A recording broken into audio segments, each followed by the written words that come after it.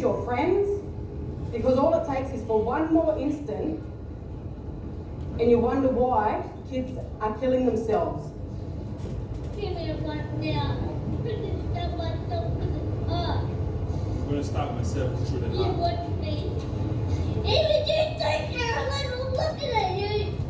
You don't even do anything. Everything good. Probably the time we get in the class. What do you want to do right now? Okay, well, let me check it out before some people start crying. Because I already see some people already. Now, this is the result of this video. The kid, almost $400,000 have been raised so far, and they're going to $10,000. This kid is now a celebrity all over the world. People are pitching in and standing by him, and that's because of these stories, what happened here. So while these facts and statistics existed about bullying, people do not take action based on statistics and figures and facts. That's because actions are not taken based on statistics. We only use statistics to justify our actions. We use statistics to make it logical. Just like even buying behavior. Why is it not moving? Just like buying behaviors. You buy and you try to justify the reason, but you know the reason you're buying most times are emotional. But you will look for a figure, a logical reason to justify your buying. And that's, is he waiting? Okay. Is this still? Now there's this quote by Mother Teresa. She says, "If I look at the mass, I will never act. If I look at one, I will." Because when statistics, the problem with statistics is that when you put issues like this into statistics, the emotions, the feelings, the real cause, the real harm of these issues are hidden in numbers, are hidden in pie charts, in figures. Just like what's happening in Nigeria. Like most of us on this side only read about what's happening in the north from newspapers and 200 persons. When you say 1,000 persons killed, if you see a place where there's 1,000 persons laying on the ground dead, you will take different action. You will approach the issues differently. So while statistics and facts are key for decision making, stories actually are what make people to take actions. And that's why this session is about stories, not statistics. Now we're going to be looking at some facts about stories. The world as we view it is shaped by stories. Whether it's religion, whether it's government, anything you think about the world was shaped by a story, true or false? Everything. Everything you think about God was shaped by a story. Everything you think about love, about anything, was shaped by a story. And we think and experience the world with our senses. Feel, touch, sight, sound. And I've talked about this earlier. We take actions based on how we feel and justify these actions with logic. So if someone spends money to buy a car, so what's your car brand? Benz. Why do you like the Benz? Based on logistics. Based on logistics. Slickness of the car. I would say the slickness of the car. The interior. The interior, not the functionality. The comfort. The comfort. Yeah. So over the weekend, someone bought a car, a Toyota Prado, and was saying the car, brand new, it's 50 million. I was inside the car and I was like, 50 million. I came outside, I was looking at the car. 50 million. Why would you buy the car? It's the stories. It's the feeling. How you feel when you're inside the car. Not the functionality. Yes, that could be a basic consideration because you wouldn't buy a car that will not move. But after that, it's about the class. It's about the sound it makes when it passes. Like when it passes, the fact that when you pass, people are looking at you, you love that feeling, don't you? So you see, we take actions based on how we feel, then we justify it. So if you spend 50 million or 100 million on that car, it's about how you feel, then you try to justify it. After all, this is a business car, I will use it to make more business. Right? Now, if you look at every great brand, event, historical figure, there's always the story behind it. It could be true, it could be fictional. But every great event, every great brand, you name it, there's always a story behind it. Because at the end of the day, it's the story that attracts people to the brand. The best product, or the product you think is the best, is not the best in terms of functionality or what it offers. It's the best product, the product that is best sold. That's why we have the Apple, the Samsung debate. I mean, we can go on and on. But how it's sold, the story behind it. So there's a Steve Jobs behind an Apple, and they'll tell you about the story. There's always a story. So now, a good story appeals to generations, cuts across gender. And I used to say something, the reason comedy or comedy skits is on the rise is because if it's a good story, you will laugh. For music, people may have a taste in music. You like reggae, you have dancehall, but once it's comedy and it's a good story, you will laugh, irrespective of where you are. That's why the virality potentials of comedy skits is so high, because it's about stories. And a good story is one that you see yourself inside. So the reason you see a comedy skit and find it very funny is because you understand what the person is saying. Because the person is recreating an experience that you know, you've heard, you've seen. Great stories are the ones that people see themselves inside. So, like I say, what then is the purpose of the story? Why is a story very important?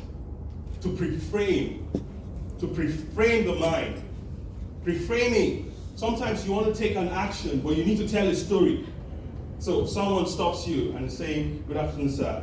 I came to Lagos. I just came for an interview, and all of that pre-framing. The person is going somewhere. True? Mm-hmm. He's trying to water down, tell you, give you a direction before you go. Ibadan. I'm going to Ibadan.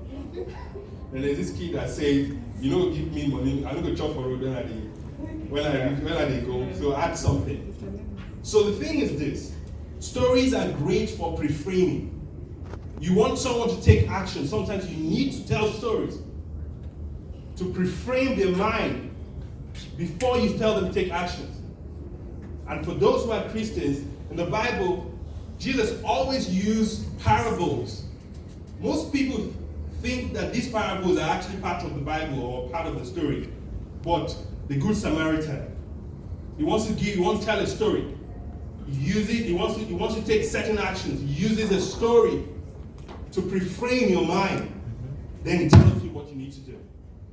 So stories are great to put things into context and perspective.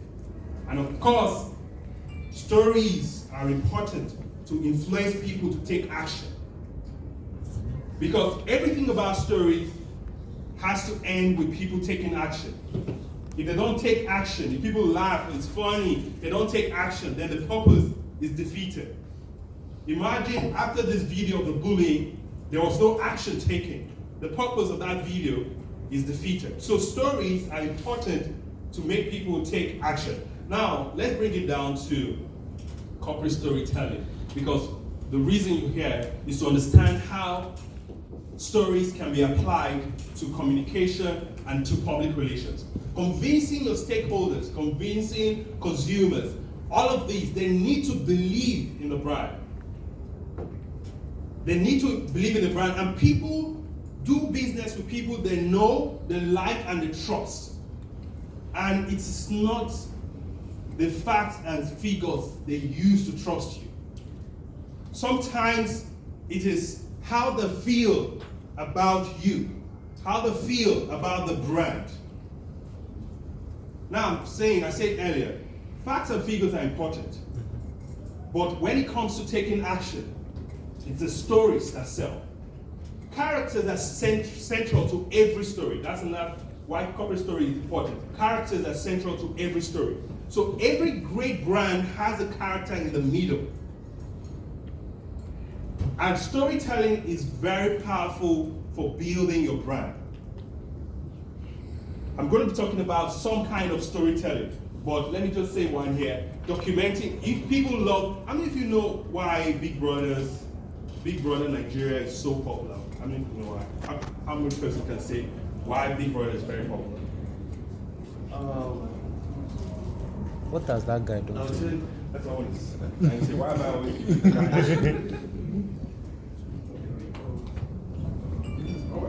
You don't. So you that was asking, why am I always giving the guy? Characters.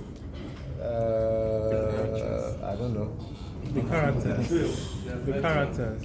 Now people leave the house, and each of the persons in this house come up with a particular character. Yeah, there's a character. And people see themselves In the character.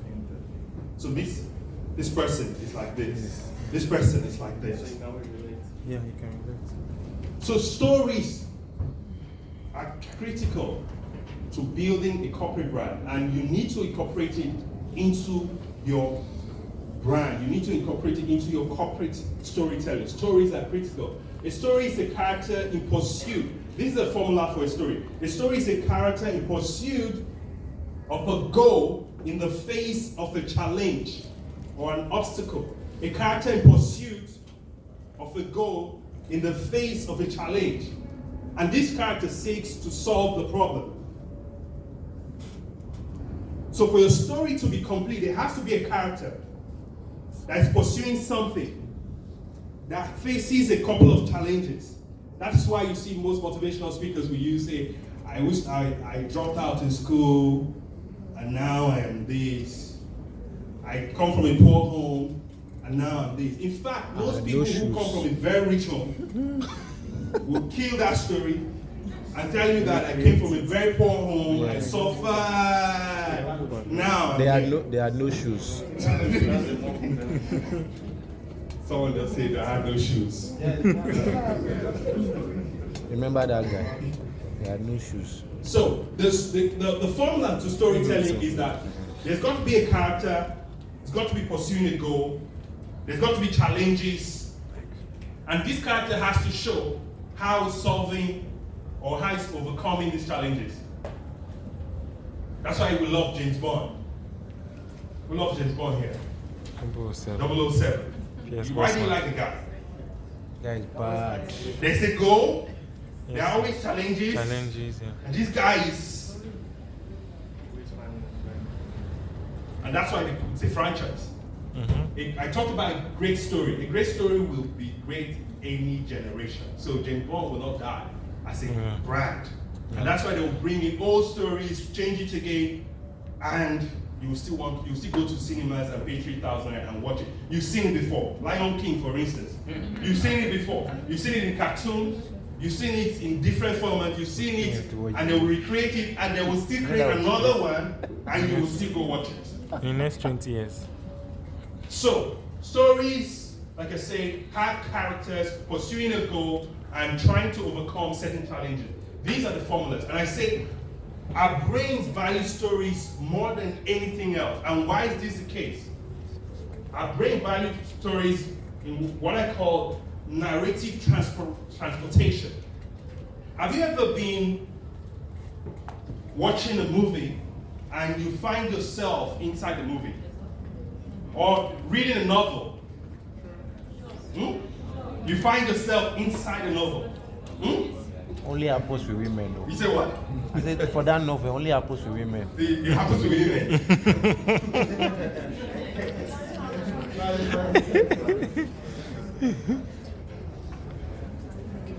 Someone says it only happens to women. That's not true. For the novel now, For novel, that's not true. or You read, Nollywood movies. so you lose awareness of your environment and you become fully immersed in the story. You need to be able to transport your consumers. You need to be able to make them part of the stories. And how would you do that? You have to be human. So sometimes you have to show the fact that you're vulnerable as a brand. You have to show the fact that you're authentic. That means there's this song by Sound Sultan. It said, "Me self, I'm a human being." Sound Sultan and MI. Two-Face. You're going to the song. You have to show. You have to be authentic. That's the way you transport people into the story. So once they're seeing your story expressed in your brand or even in actual storytelling, they can see themselves in it. Narrative transportation. Another thing is, sometimes you see yourself in a character. The reason we like certain characters or hate certain characters is because we see ourselves in those characters. They say haters are fans that don't know how to really express their love for you.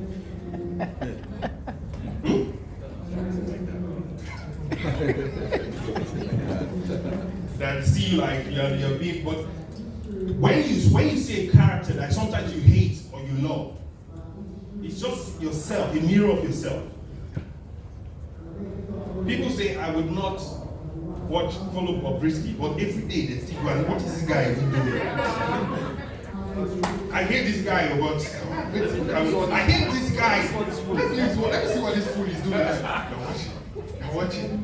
I will not watch Big Brother like Tasha. No. Let me even see what's happening. Why? Because these people, they are expressing the part of you that you know is inside of you somehow.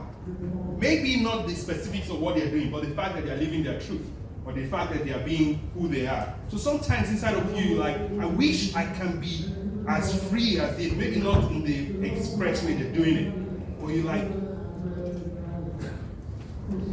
So you need to be able, sometimes for stories to be effective, you need to be able to identify with the characters. Your story needs to be one that make people identify and see themselves inside it. You have to come down from the horse. The world used to be complex. It used to be simple, then it became complex. Now it's going back to simple. How many of you know about that?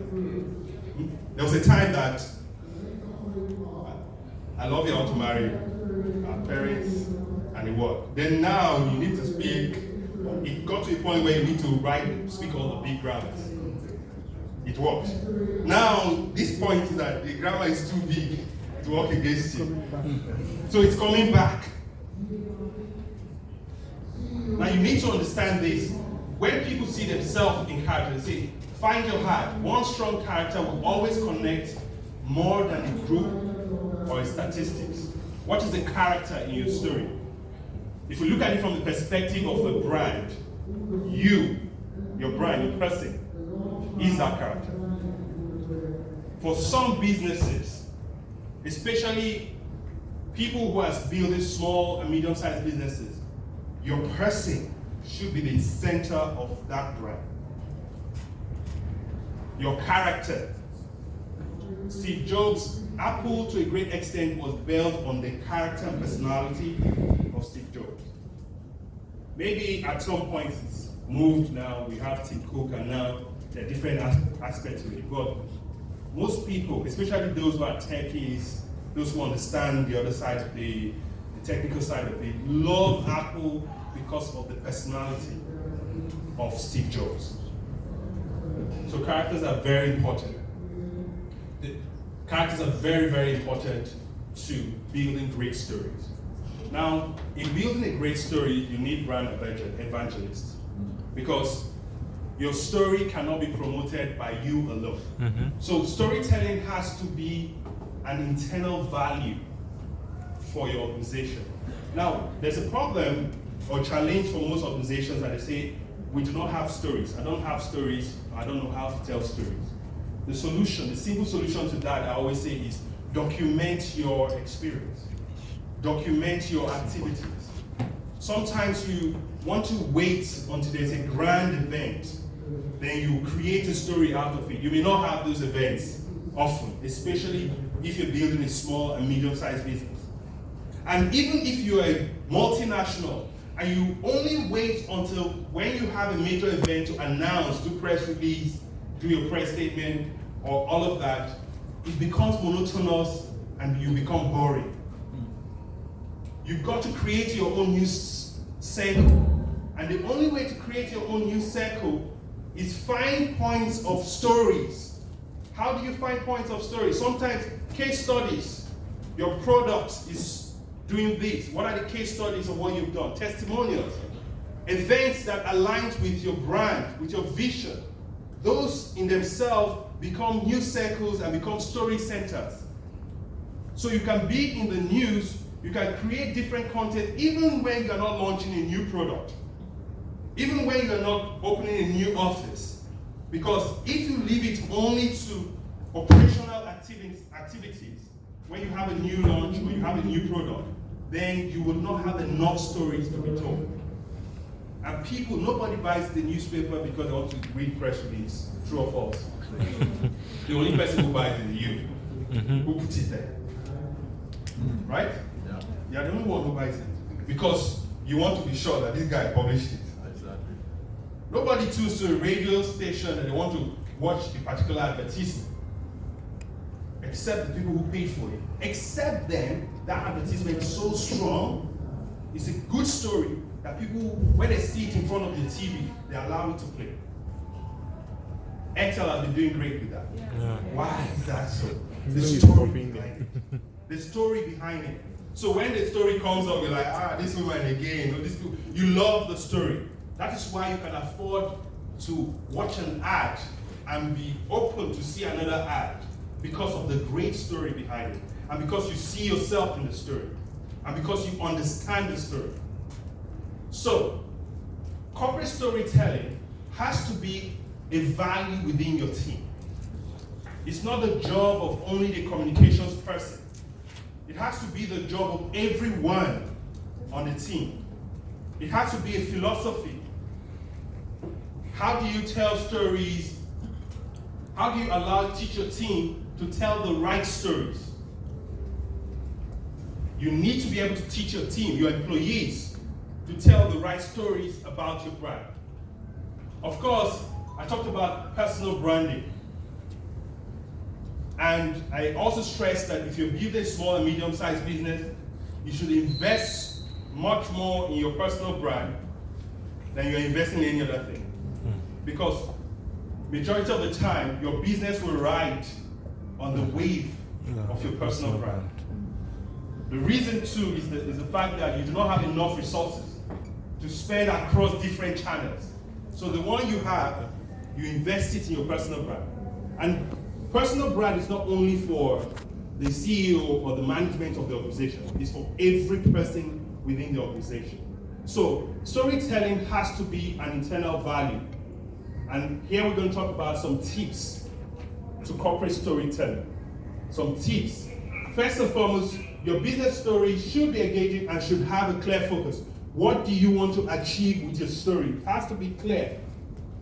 Because if it's not clear, you might say something and it will be interpreted another way. I don't know if you remember the ad, Mama na Boy. I don't know if you remember that ad. I don't know if you remember the ad by where J.D. Okocha with New Age, what's it called? Charger. Power bank. Is it Charger? Yeah. Yeah, the picture of him looking at a lady out. How did they say it? There was an ad. I don't know if you remember that ad. Yeah. Objectifying ladies. They mean something, The outcome is different. Mama and boy, people like, oh, so it's only boy, mama feel born. Someone can born, only boy, yeah? So your story has to, you need to have a very clear objective of what you want to achieve and establish the context. Our job in communication is to ensure that the narrative is created by us. Because if you do not create and protect the narrative and it goes out there, somebody else will take it and turn it around. Now, here are some tips. Who is telling the story? You decide who will tell the story. Is it a CEO? Is it some organizations for the first 5 to 10 years of the business, the story is resting on the back of the CEO, the challenge of the CEO. It's a great story. But that story, of course, has to change at some point because 10 years in business and you're saying, I used to be poor, now I built a business. After a while, is there no other thing you're doing? Right? But what I'm saying is that who is going to be telling the story? And why is the story being told? What's the objective of the story? Why is it being told? When and where is the story taking place? Of course, for those who are script writers, who write movies, this also comes into perspective here. Where and where? When and where? A classic example of a great story is one of the clients we're working with, which is World Remit. How many of you know about World Remit? How many of you know about the founder of World Remit? You don't know about the founder? Ismail Ahmed is his name. Now, he's an immigrant who was sending money back home as an immigrant. And because of that, of course, he had issues at some point. He tried to expose some fraud. At some point, it was sacked.